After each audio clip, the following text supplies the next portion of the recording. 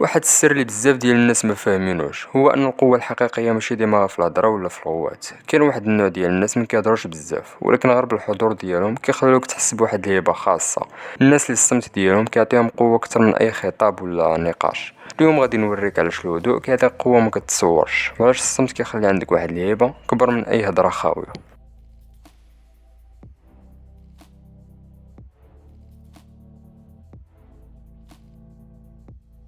اقوى اختبار الشخصيه ديالك هو ملي كيجي شي واحد كيبغي يخرجك من دائره الهدوء، كيبغي يستفزك ولا يطيح من قيمتك، كيدخل معك في النقاش باش يبان عليك الضعف. ولكن ملي كتصبر وتبقى ساكت كتخليه هو اللي يبان صغير قدام الجميع. هو كيعيا يهضر ويضغط عليك ويجرك للنقاش، ولكن انت كتخليه غرق في راسو. هنا الناس كيشوفوك انت اللي كبير وانت اللي متحكم في راسك. حتى العدو ديالك كيبدا يخاف منك حيت ما عرفش كيفاش يقدر يزعزعك. هذه اقوى ضربه ممكن تعطيها لاي واحد كيحاول يستفزك.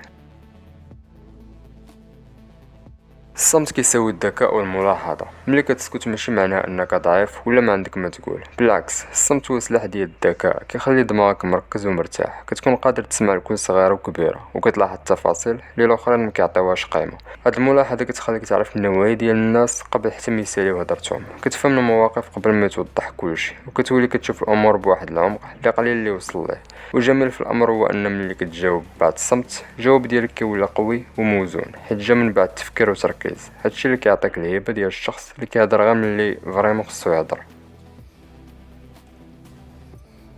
القوة ماشي في الهضرة ولكن في الهدوء. بزاف ديال الناس كيتصوروا ان اللي كيهضر بزاف هو القوي واللي صوتو عالي هو اللي كيتحكم، ولكن في الحقيقة العكس تماما. ملي كتكون ساكت وعندك ثقة في راسك الناس كيبداو يحسوا بقوة خفية خارجة منك. الصمت ديالك كيولي بحال شي رسالة غير مباشرة: انا محتاجش نثبت راسي بالهضرة، انا كافي براسي. هاد الهدوء كيخلي الناس يحترموك اكثر، حيت ماشي اي واحد يقدر يسكت ويخلي كلامه محسوب. بزاف ديال الناس كيطيحوا في الفخ ديال الهضره الزايده باش يبينوا راسهم، ولكن اللي عاقل وواعر هو اللي كيعرف ان الكلمه القليله عندها وزن اكثر من 1000 جمله.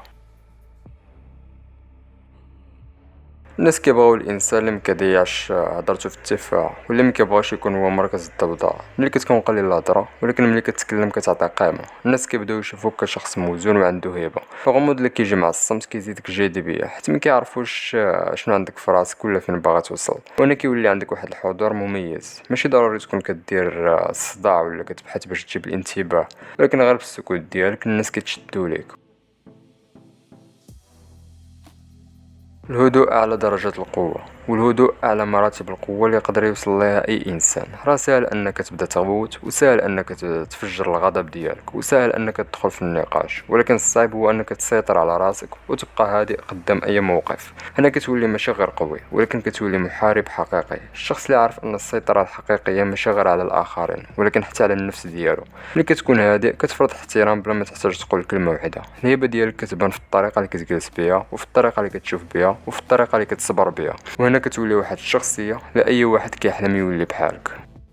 إذا أخويا حاول تفهم أن الهدوء ماشي ضعف، الصمت ماشي عجز، بالعكس هو أقوى دليل على أنك متحكم في راسك وعارف قيمتك. ملي كتعلم تسيطر على الغضب ديالك وكتخلي كلماتك قليلة ولكن موزونة كتولي شخص صعيب يتجاهلوه. القوة الحقيقية ماشي في عدد الكلمات ولكن في وزنها، ماشي الصوت العالي ولكن في الهدوء اللي كيخلي الناس يسمعوك ملي كتهضر. كون ساكت ملي خصك تسكت، وهضر ملي عندك شي حاجة مهمة.